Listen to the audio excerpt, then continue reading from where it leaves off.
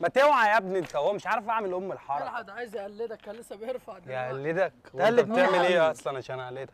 عايز يقلدني انا؟ بيعمل ايه انت ما تعرفوش؟ لا ولا سمعت عنه حتى في طبق اليوم. ولا كمان مين في طبق ده؟ اليوم؟ اه هو ما عرفنيش ولا ايه يا صاحبي؟ شكله كده ما يعرفكش. هو انت بتعرف تعمل حركات اصلا؟ ده انا احرف واحد في العالم بيعمل حركات بالعجل. تعال الحاجة كداب دي؟ كدب الابل ولا بتعرف تعمل اي لا. حركات اصلا، وريني يا دب حبيبي. انت ما تعرفنيش يا لا ما اعرفكش. ورينا كده حاجه. اوريكم.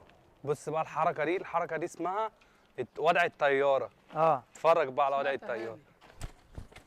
اقول لك وضع الطياره ايه؟